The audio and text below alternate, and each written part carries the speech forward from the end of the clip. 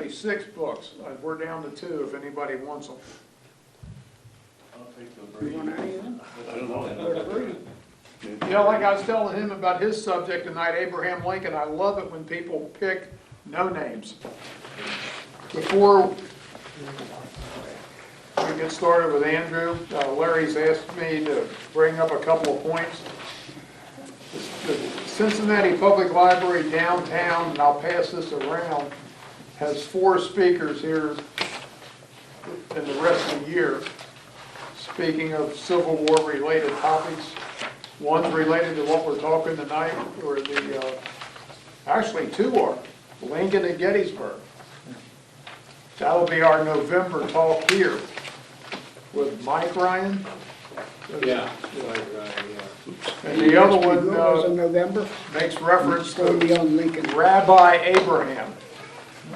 And if you know Abraham's the father of the Jewish nation, that went together pretty well. We're talking about a war within a war, the Sioux Uprising of 1862. I wonder if they sent Custer to Walnut. No. And then the local origins of the Underground Railroad. Is this yours or is this mine? This month's Campbell County Historical Society will be held at the Wilder City Building Oh, bunch of them. Thursday at 7 o'clock. Speaker will be Tom, is that Seither or Seither? Seither, on his Civil War ancestors who fought on either side. That must have been a good Christmas dinner. 3 on each side. 3 on each side. That would have been fun about Christmas of 1868. He probably sat in the middle at dinner time. Yeah. How many came home, I wonder? I don't know. Gotta go to the talk. Or they set the table up like this and put them on one side or the other.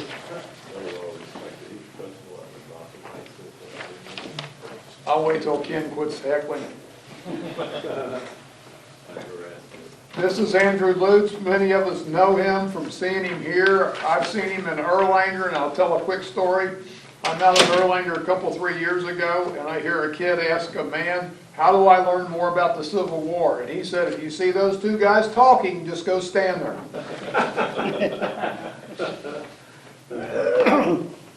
Andrew's been around here for a long time.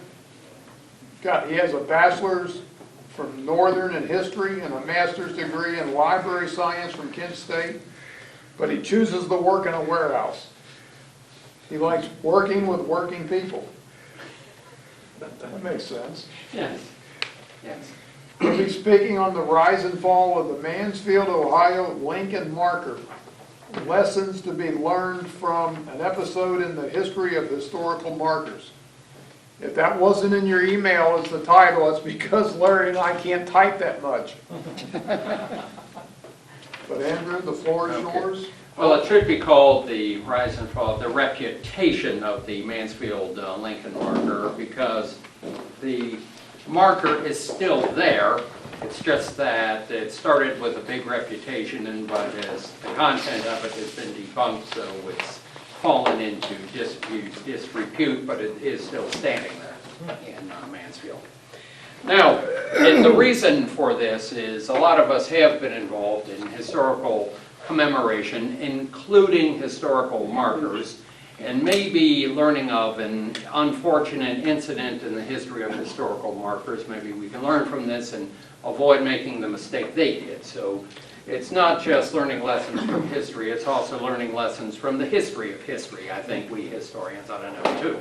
We're all involved in historical commemoration here, so I think we need to learn what has happened in past episodes, the good and bad of historical commemoration. So, now, Mansfield, Ohio is in Richland County, Ohio. It's in north central Ohio, halfway between Columbus and Cleveland, today on I-71, about 100,000 people. And it's on Route 30 on the Lincoln Highway, as they call it, that goes through the northern states.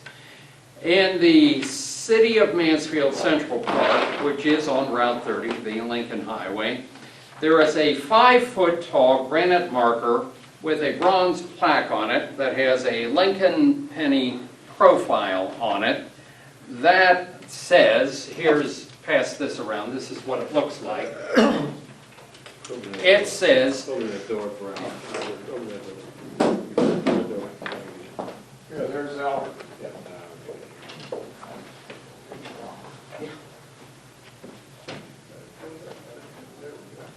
come on in. The water's fine, huh? Water's fine. The marker says, the first public and official endorsement of Abraham Lincoln as a candidate for President of the United States was given in Mansfield at a county convention held November 5th, 1858. Erected by the Richland County Lincoln Association September 22nd, 1925.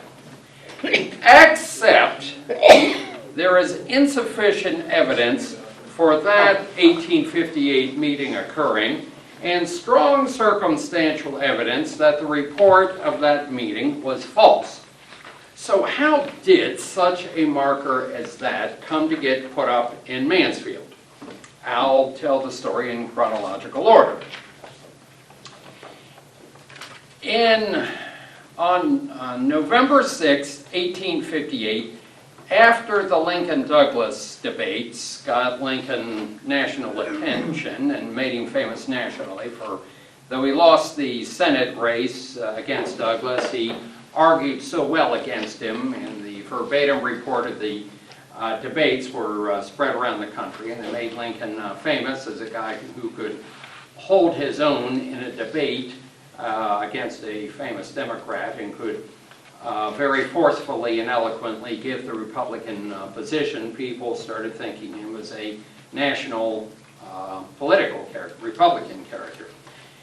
An out-of-town newspaper from Mansfield called the Sandusky Register ran the following brief notice. Lincoln for President. Saturday morning, November 6, 1858. We are indebted to a friend at Mansfield for the following special dispatch. Mansfield, Ohio, November 5th, 1858. Editor, Sandusky Register. An enthusiastic meeting is in progress here tonight in favor of Lincoln for the next Republican candidate for president. Signed, Reporter.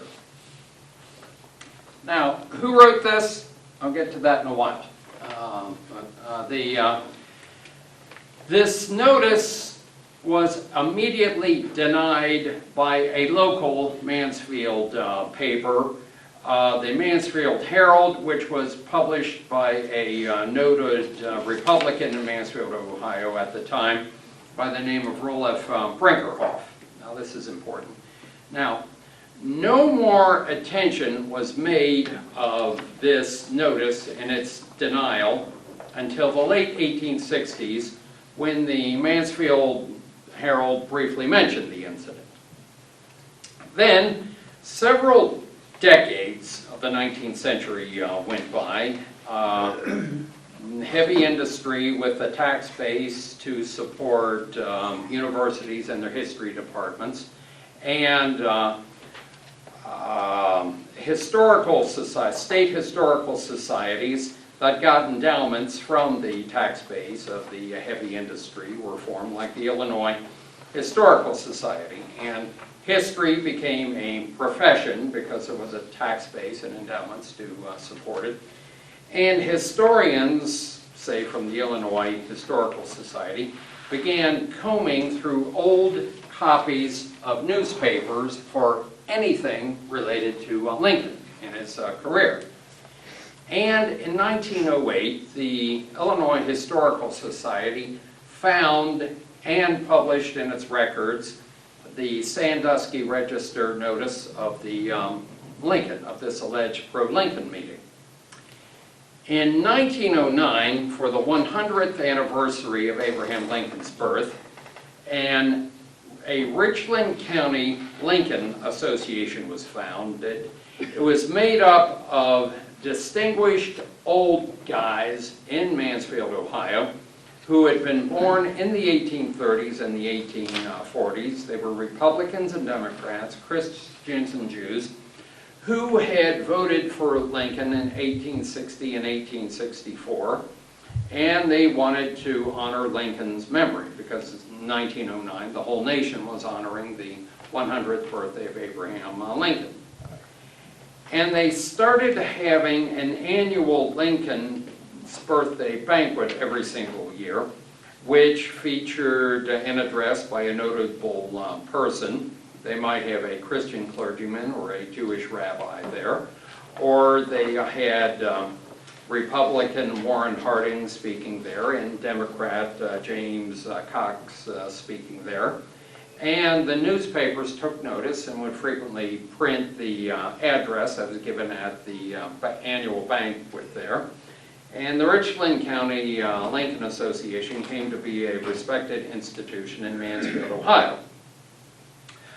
Also, as the decades went by, in the 1910s and the 1920s, automobiles like the Lincoln automobile and good roads like the Lincoln Highway made driving about possible, so people with the middle-class time off and the disposable income could drive around and enjoy looking at historic sites, better transportation, and a middle class with the leisure time and income to enjoy the cultural history. Well, this became possible at the time. And by the 1920s, the country had a national culture of historical remembrance, which is kind of the reason why we have this group here, because we appreciate history as culture. History is worth learning about and talking about for its own sake there. Great things had happened in our country, and we wanted to make note of them. We found it interesting there. And this included honoring our heroes of history like Abraham Lincoln. And in 1922, the Lincoln Memorial was established, was dedicated in Washington, D.C., and the nation was in a mood to honor its heroic past. World War I had taken place, and we wanted to honor what was going on in this country too. And every area of the country began looking around to see what had happened in its own area, what was great in your hometown home area. In 1923, an Ohio historian by the name of D.J.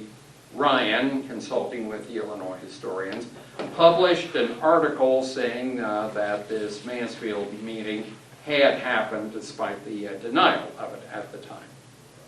And in 1924, the famous muckraking journalist Miss Ida Tarbell, the one who wrote the famous articles and book that helped bust up the Standard Oil Trust, she was an admirer of Abraham Lincoln, and she wrote a book called In the Footsteps of Lincoln, and she gave an address to the Richland County Lincoln Association saying Mansfield had held the first pro-Lincoln meeting in the country. So in 1925, the Richland County Lincoln Association decided to put up a marker in Mansfield Central Park on the Lincoln Highway, hoping people in their Sunday drives in their Lincoln automobiles would come out and look at the marker and maybe stop and spend money in Mansfield. I don't know about you guys, but I like driving around looking at historic markers, and I have to buy gas and snacks along the way. So it works for me. Maybe they thought it would work for them too. Do you have a Lincoln? No. Never mind what I do drive. So, Bicycle. the marker was made, passed around. It's a beautiful looking marker. And it was put up, erected in the Central Park. And on September 25th, 1925, with great fanfare and publicity, they had a big ceremony. They invited notable public figures. It was newspapers gave it prominent attention, pictures all over the case, ran speeches honoring Lincoln and this marker, and wasn't Mansfield proud that it was the first city to have a meeting that nominated Lincoln for the presidency? Oh, well, this was, Mansfield was great, and the marker was great, and boy, were they proud to put up the marker. Then, once you get the marker up, marker's there for everyone to see, only then did people start doing their background research, which they should have done to begin with. They started noticing the problem with this story about the Lincoln meeting. There was only the notice of it in the Sandusky newspaper and the denial of it in a Mansfield newspaper. There was no other contemporary evidence. There were no minutes of the convention or meeting. There were no documents, resolutions from the meeting dating from the time. There were no letters from the time talking about it. That notice in the paper in the denial was it. And you would think if something as big or as noticeable or as noteworthy as this would happen, it would have left a whole lot more of a paper trail. But it didn't. So they started doing some background investigation on it. It was in the Sandusky Register, and they found the publisher of the Sandusky Register at the time was, his name was Orrin Fowlett, and he was known to be a big Lincoln supporter. And the paper says we are indebted to a friend in Mansfield. Well, who in the heck did Orrin Fowlett know in Mansfield, Ohio? Well, the only guy Orrin Fowlett knew in Mansfield, Ohio was a guy by the name of David Ross Locke, who was a very famous political writer, humorist, he went by the pen name of Petroleum V. Nasby.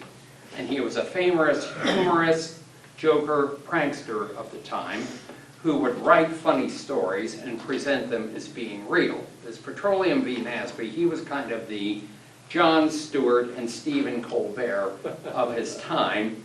He would write these funny political news stories and present them like as if they were real stories, and people would get a big laugh out of them. That was the only guy Fowlett knew. That was the only friend he had in Mansfield.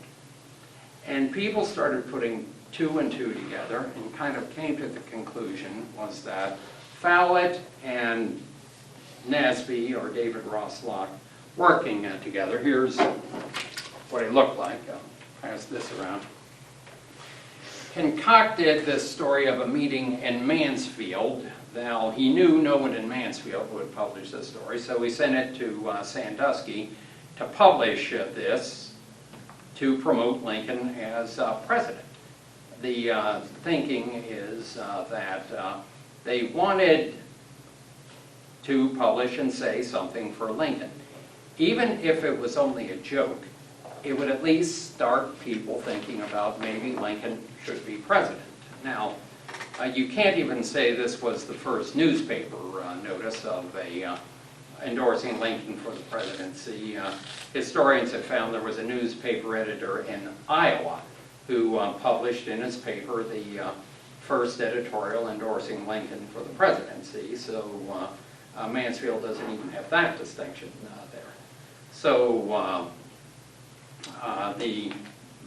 maybe you might say that Iowa editorial plus the Mansfield notice, maybe these two things, as long as other things, started the Lincoln ball rolling.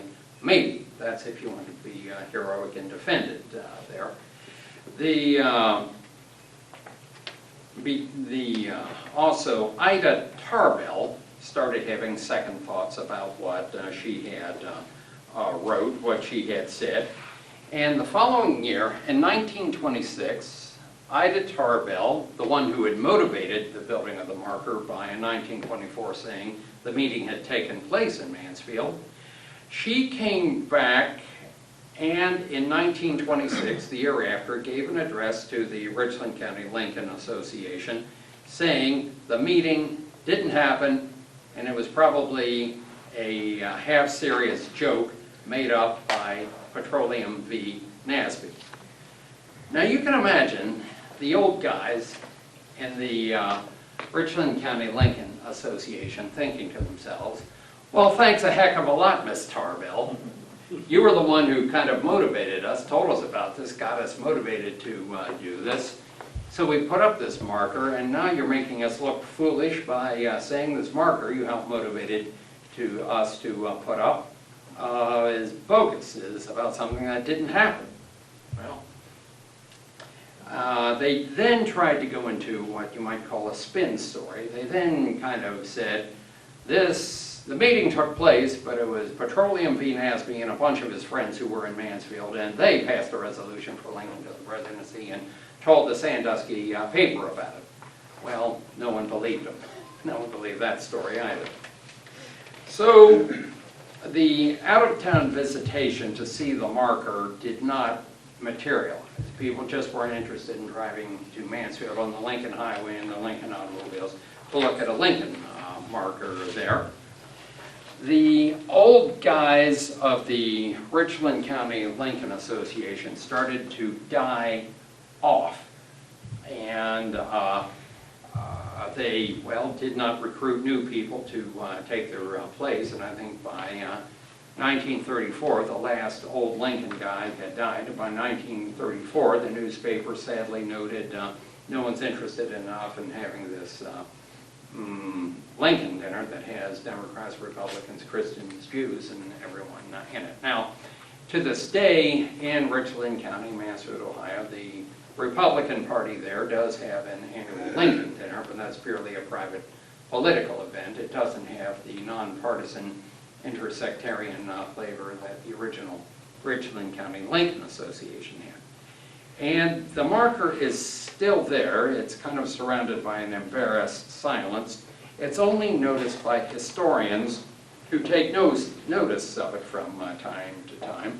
The vast majority of the people in Mansfield do not know of it, even though the Mansfield newspapers from decade to decade have run stories about it, debunking it for the umpteenth number of times. When I lived in Mansfield, living with my ex-wife and her parents, still good friends of mine, I saw that marker and began making inquiries about it.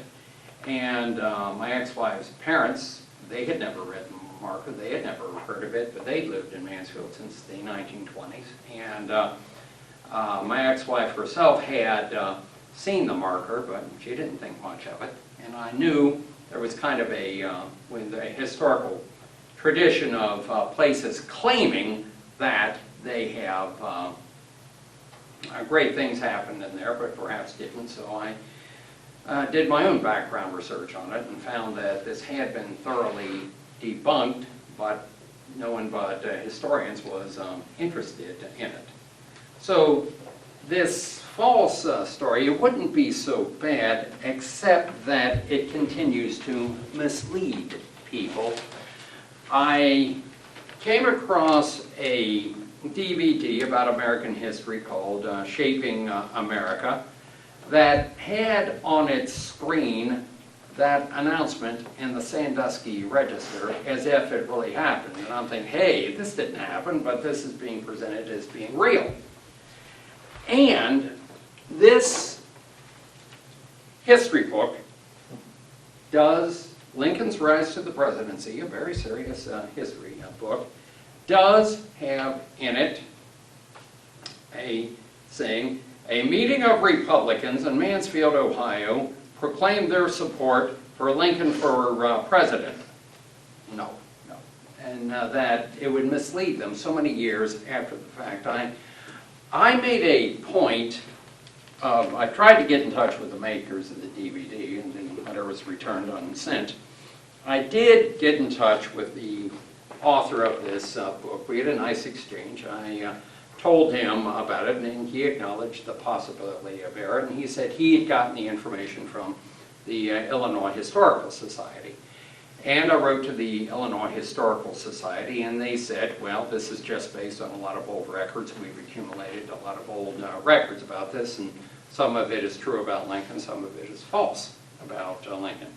I think they both promised, well, we'll make corrections, we'll make the proper notations about this, that this Mansfield meeting never took place. But maybe they have, maybe they haven't. It's kind of a problem with history. Once something gets into print, once something gets engraved on stone or in bronze, it's there permanently. And no matter how many times you try to correct it, someone is going to be misled by it and spread the misinformation.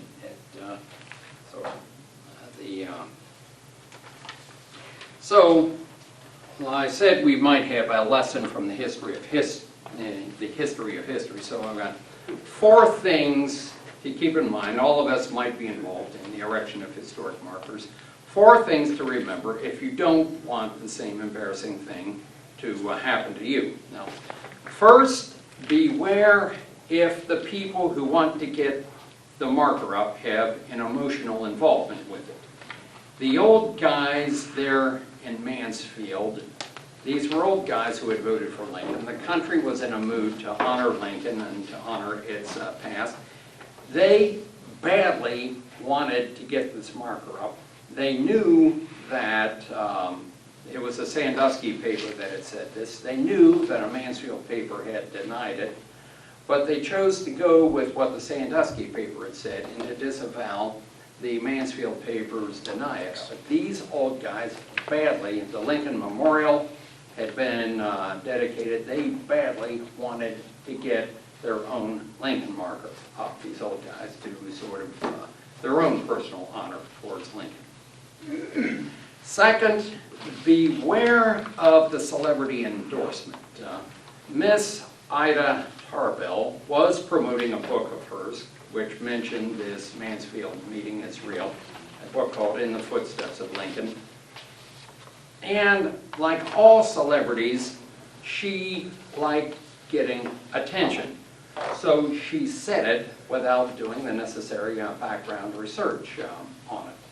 Also, as maybe Ida Tarbell might have been, like all journalists, she has to meet her deadline, that kind of thing, so she rushes it into print, and newspapers are permitted to run corrections and say, oh, we got this wrong on this. Well, history is meant to be a little more thoroughly researched than newspapers and journalism. And when she would come back and admit that it was wrong, well, it's journalism. You get it in by the deadline, you print it, and if you make a mistake, you print the correction. Well, history isn't supposed to work like that. You're supposed to get your facts straight the first time, even if you're, even if you've got a deadline to work on.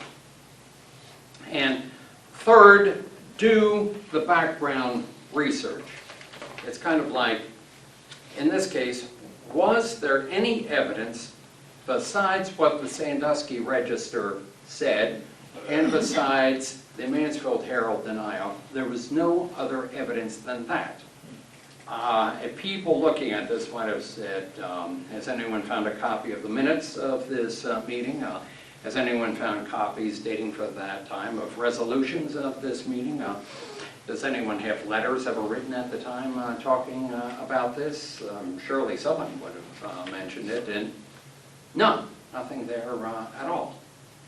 And when they started doing the background research after the marker was up, it was sort of the publisher of the Mansfield Herald, Roloff Brinkerhoff, was a big Republican man in the town at the time. And as we all know, politics in that time was very personal and very gossipy. And if a meeting like this was going on, he is the kind of guy who would have known that. Someone would have told him, and he would either have attended the meeting or busted it up or something like that. He would have known about that. So, fourth, don't be afraid to say no. If someone has a great idea about a historical marker, now, it would have been hard to turn down these old, distinguished gentlemen who wanted to put up this marker. And you would have had to have kind of looked these distinguished old men in the eye saying, we know it's a great story, we know we all would like to honor Lincoln, and it's a great idea. Unfortunately, we don't have enough evidence to prove that it is true. we have these mentions in these two papers. Sorry, guys, that's just not enough evidence on historical standards to put up something in stone or bronze saying something happened. If we're going to put something up in stone and bronze, we want it to be more firmly established with historical evidence. But when I've read what was written in the 1920s about it, and these old guys would not be denied. They were distinguished men in Mansfield. They were powerful men in Mansfield. They badly wanted this marker up, and no matter how much naysaying was around them, I think they would have put it up anyway. And did they suffer embarrassment afterwards? Well, they did go into, I think their reputation suffered for it, but there are some things you want so badly and so emotionally, you do it. Would there have been anybody alive in the 20s that remembered that this was Chevy Chase doing the news on Saturday Night Live? These With this guys, type of information? well, now that is interesting because these guys were alive at this time. Yeah. Didn't anyone think to question them? Well, you were alive at this time. Well, yeah. Do you remember anything of this? And they, each one of them had you. Did you go to the meeting? No. Have you ever met or talked to anyone who went to this meeting? No. Have you heard of this before I did Tower Bell or these Illinois historians? Ever heard of this? No. But the thing of it was a good story. And if you are determined to get something up, as the joke goes, you don't let such a mundane and unimportant thing as facts get in the way of a great idea. And, I mean, despite all this, everything I've said against the marker, I think it should stay up as an interesting conversation piece. It's just that I think everyone in Mansfield should know it's false, and a plaque maybe should be put on the other side explaining that it is false. But that would be an expensive thing to do, to put up another brass plaque there. And some people, I say, no one but history buffs like us care about a little thing like historical accuracy anyway. So I think there is a lesson to be learned from this, and it's a beautiful marker. I was thinking in my head, should it be picked up and moved to a local history museum, or quietly removed one night, or chisel off the brass plaque on it. And among the reasons why it's ignored is Mansfield Central Park is cluttered with monuments. It's kind of, you've got so much in it, no one notices the individual things. You've got a Martin Luther King monument, a monument to the Korean War veterans, the World War I veterans, the Civil War veterans, the Desert Storm veterans. Everyone has a monument in the Mansfield Central Park, and you can't take a step without bumping into a monument to something. If one thing is going to be there, everyone is going to want to have their marker in there, and you've got so many markers, no one pays attention to individual ones like the one that has the Lincoln. It's just another marker in the Mansfield Park, and very few people in Mansfield know the story anyway, so it might be only people who are concerned with little things like accuracy like us are going to care that we've got a marker in Mansfield that announces something that didn't happen. So, anyway. I may have gone on longer than 28 minutes, No, I'm sorry. you're good. So, if we open it for discussion, I thought that was an excellent point to make, that these guys who were alive and voted for You mentioned- why didn't anyone mention, why didn't anyone question them? I've got a question for you. Today, we've got every advantage possible Yeah. to know the truth, right? Well, And how many hoaxes go on the internet and Facebook and newspapers all the time, and yet we buy them? We elected Yeah. the guy twice. Which one was that? Yeah. That's true, too. well, I do But kind today, of. we've got advantages. We don't have no excuse for being ignorant about things like that. True. But you see the same email come by all the time, is that it's got to be true, Yeah. and you know it's a freaking lie. True. Well, But in 1920, how many people had a telephone? Not me. And if they had it, it was a party line. And you didn't stay on it very long because the neighbor would get PO'd at you. then how many people got a newspaper, even the Sandusky News? You have to be able to afford it to get it. How many people in Mansfield got the Sandusky News? Yeah. Yeah. Well, that was the point there, I Yeah. found. Well, actually, Roloff Brinkerhoff, at that time, he heard about it pretty quickly, because the historians say Roloff Brinkerhoff, he was a big Republican, but he was also a booster of Salmon P. Chase. He was Ohio's favorite son, and he would have obviously been against any Lincoln meeting, and he would have heard about it and perhaps attended and tried to, any local Republican meeting, Roloff Brinkerhoff, big Republican bigwig, and would have known about that. Well, I have a resolution. I'd like to see more stories like this on the History Channel. I tried to talk this up to people. I did when the News Journal, I wrote to some local newsletters, and they said the things that this does not meet our needs of our publication. There was no one in our group interested. Either no one in the group was interested in it, or it did not meet the needs of their. I imagine every newsletter and publication gets tons of submissions. I mean, I like Rick and Chumley and the boys, but I mean, this is real history. Well, or the history of history. You have history, now what do you do with it? Well, you commemorate it. So, Let's get the pickers to go get the thing. And There you go. and Maybe if we could get Sasquatch involved. oh, That's the real history. There you go, that's right, yeah. well, Regular I- on, right? Lincoln was about Right. 6'6". So. It could have been mistaken. Yeah. True. Well, there are various, I subscribe to something called the Skeptical Inquirer, which is not a debunking journal, but more an investigative one, and are there any ordinary explanations for these things? And extraordinary claims require extraordinary proofs. And Bigfoot, well, I'm holding out for a body. You present me with a body and I'll believe in it.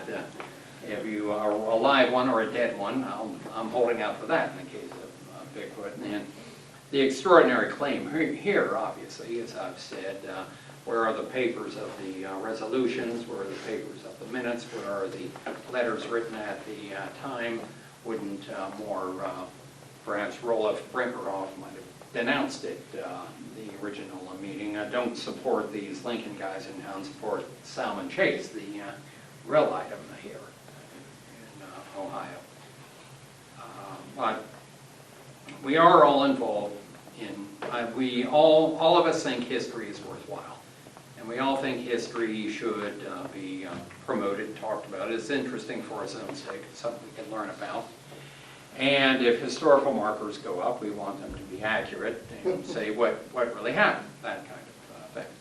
So, Well, you know, all you really have to do is they can put out a publication that all of Lincoln's brother-in-laws served in the Confederacy, and that group that's taken down all the Confederate stuff will do it for We'll free. go up there and take down the So I'll follow up on what John said about, the advance in technology and so forth. Yeah. And, there are advances being made as far as digitizing a lot of documents.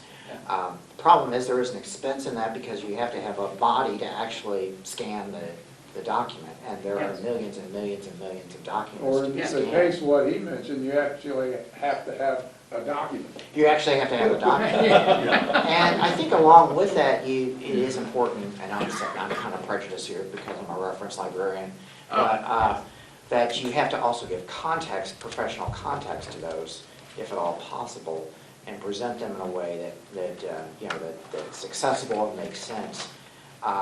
But I agree completely. I mean, I think the technology is all out there. There is a funding question and also a question in how much interest there is in doing that. But at the main, I work at the Public Library in Cincinnati, and we do have a digitization department. And so we've been doing quite a bit of stuff in recent years. For example, we've digitized a good many years of the Cincinnati city directories, actually several decades. So you can actually access those, and you can do a keyword search and find someone's name in the directory. that type of thing. But of course, we have millions of things we'd like to digitize, like the newspapers and everything like that, and, you know, it's finding that. Do you do index them though, right? Because that's the one thing I asked down. We do. We've indexed the local newspapers going back to 1990 comprehensively as far as news articles in the Hamilton County area, but before 1990 is very sketchy. But we have something on our website called NewsDex, and the librarians there, over a period of, I guess now going into 25 years, have gone through the newspaper and indexed the articles and given them authority subject headings and so forth. So people use it, especially at death notices, for knowledge purposes. Well, I did get off microfilm, I think the Sandusky Register and the Mansfield Herald. They have up in Mansfield, the Mansfield Richland County Public Library, they have what they call the John Sherman Room, brother of William Tecumseh Sherman, who had his law office in Mansfield. And they've got their microfilm, and they've got excellent coverage of the Civil War newspapers, of every newspaper coverage. So I didn't have the original paper things, but the microfilms were just as good. All the coverage in there. And my question was, did Orrin Fowlett and Petroleum v. Nasby, did they do the right thing? That kind of thing. Obviously, there was no meeting in Mansfield. He told a story that there was. But if you're a unionist like me, a Yankee like me, you think Lincoln's, overall, Lincoln and Lincoln's cause is a great thing, and Lincoln's presidency and that which promotes Lincoln is a good thing too. So obviously I've got ethical problems, as they say, with little white lies and fibs and that kind of thing, but nonetheless, some might say a little lie for a noble truth. A little lie, this little lie, there's an enthusiastic meeting in Mansfield, Ohio that gets published. It gets people talking. Maybe we should consider Lincoln for the nomination. Maybe we should consider Lincoln for the presidency. This little lie got people thinking towards the noble goal of Lincoln for the presidency. Now, Honest Dave, well, we all know he was a politician, that kind of thing. But I happen to think the preservation of the Union was something good. I know Larry is an unreconstructed rebel, but and I'm sorry that Petroleum v. Nasby and his friend told a lie. But yeah, I think it was one of many things that there were so many rivals. You've seen the Doris Kearns Goodwin team of rivals.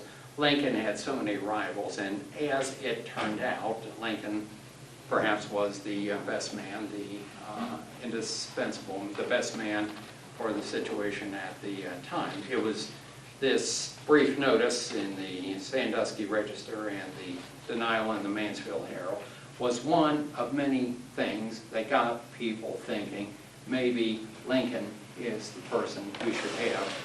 Yes? I wonder if there's an additional backstory regarding how Lincoln's name came to Brinker Hall. Well, it was the Lincoln-Douglas debates. Yeah. Lincoln was locally known, perhaps known in the Midwest, known in Illinois already from having been a congressman from Illinois, state legislature in Illinois. Stephen A. Douglas was already a United States senator, was already a famous man, but then got through the Kansas-Nebraska Act, which immediately got him denounced, and he's going to be... The railroad came to Cincinnati. Yeah, when they had something to true. do with it, Yeah, too. yes. I mean, did he just pull I mean, hearing the name and connecting him to the presidency, I mean, it'd be interesting to connect those dots. Well, what happened was the entire shorthand had been invented around about the time of the Lincoln-Douglas debates. Yeah. And everything Lincoln and Douglas said was taken down by shorthand reporters, and they immediately transcribed it for it. It was telegraphed across the country, and New York and Boston newspapers, using the newly invented steam print, would immediately print verbatim everything Lincoln and Douglas had said. and people would read this, they already knew about Douglas, of course, but Lincoln, hey, this guy talks good. This guy's holding his own against Stephen A. Douglas. This guy really talks the Republican message really well. This is, what a great guy this Lincoln is. So it was the national publicity surrounding the Lincoln-Douglas debates, and Lincoln wanted to be famous. Lincoln wanted to be big, and he was very, as a lawyer, very precise about his what words, anticipating what the opposing guy is going to say, and very deliberately picking your words to give an effective answer to him. And lawyering was obviously great preparation for this. It was those Lincoln-Douglas debates, and it was, as the debates went on, Douglas knew he'd met his match. I mean, he won that senatorial election, but Lincoln had his national reputation secured too. What year was that, 58? 1858, yes. 2 years before the presidential election? Yeah, yeah.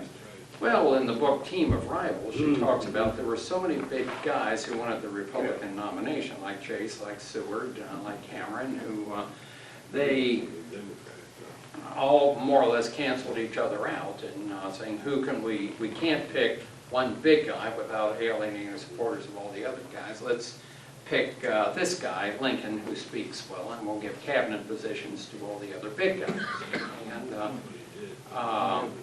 And everyone thought Lincoln was this nullity, was this simple guy who would be run by the cabinet. Yeah. Well, he sure showed them that. We have to remember the state senate of Illinois was controlled by the Democrats, and they Yeah. picked The senator. the senator. Yes. So it was almost automatic that Douglas was going to get in anyway.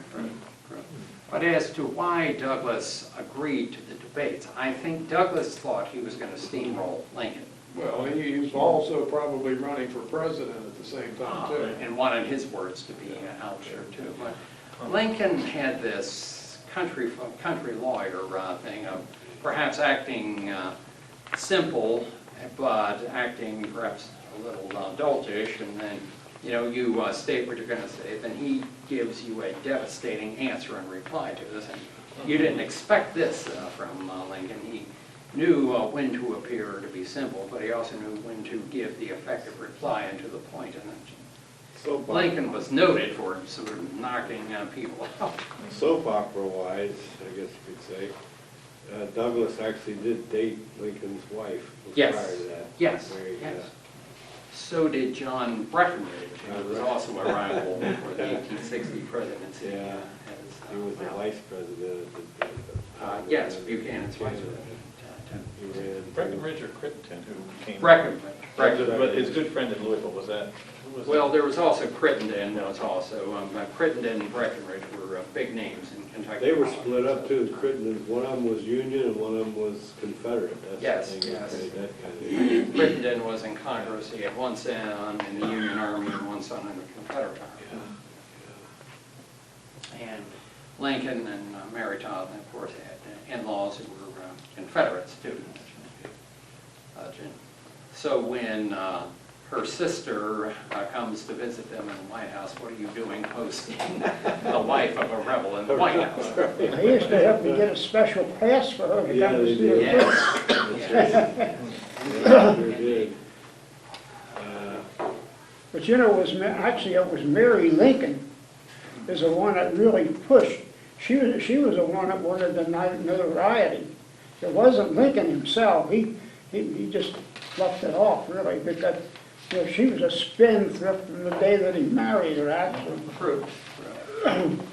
But I think there was a notion that he wanted to be famous. He could have stayed home and been a farmer, and maybe some people think he should have done that. But he made a point of reading and learning to talk and learning elocution and lawyering and getting into politics. And he, I think his own words clearly state he wanted to be famous. He wanted to be a well-known person. And this was a way of doing it. So, but sort of the difficult task of doing the background research on these historical historical markers, and having to say no to people. That's a great idea for a marker, but, hey, we don't have sufficient, well, it's kind of a, Mansfield was also noted for Johnny Appleseed. Now, I think they have located authentic receipts, authentic title deeds, authentic records for Johnny Appleseed, and Mansfield is proud of these because there is very little evidence about Johnny Appleseed. Most of the vast majority of what they know about him is folklore.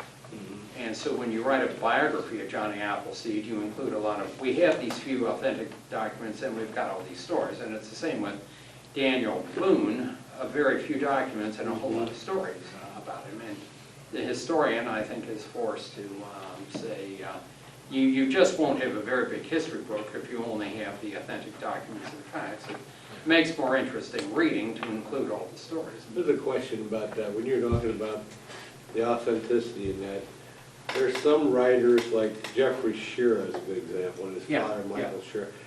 They write fiction, but I know Dr. Ramage told me that he actually used some of their books for his history class. And the reason is, the only thing that they can't really prove is the dialogue. The dialogue gives you a flavor of what might have been, but they can't prove the dialogue. But a lot of the stuff is pretty much documented. And another one would be, not with Civil War, but with going back farther history, would be like Alan Eckert, for instance. Yes. You know, a lot of stuff, and they call those, what they call them, historical novels. But Yes. there's a lot of times truth in them, the same as there is. When I hear people say, I can't learn anything from reading a novel, I want to look at it and shake my head and go, I'm sorry, you know. It's good stuff. Because, yeah, I mean, but then you have to be careful too, because some people will write novels and will get carried away and take extra liberties, and it'll be like the silliest thing you ever read. An alternate history book, which is. I love alternate history. Do you? Ah. Yes, very much so. And there are some now, Abraham Lincoln Vampire Hunter is not good alternate.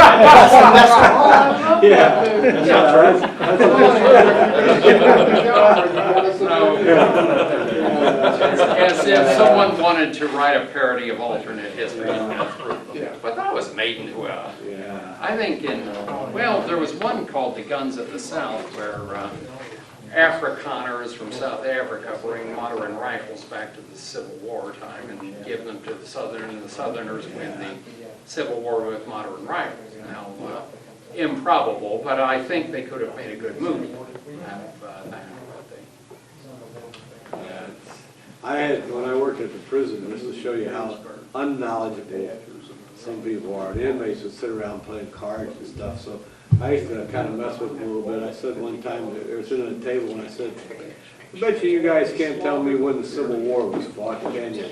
And one of them said, oh yeah, that's when Pearl Harbor was bombed, wasn't it? And the other one said, oh yeah, isn't that when Hitler pulled off that stunt with the Jews? One of them stood up and said, you bunch of dumb idiots, no wonder you can't win your case in court. You don't even know your American history. You know, it was 1861, it was one guy out of about 10 of them playing cards there knew the real history. And I think it's kind of sad, like nowadays, instead of teaching history in the schools, now they got to call it social science, and it veers off into what's politically correct instead of telling the truth. It's more like, what do you want to say, indoctrination, instead of really teaching the kids to think about, well, what really happened here, what really happened there. You know, it's interesting.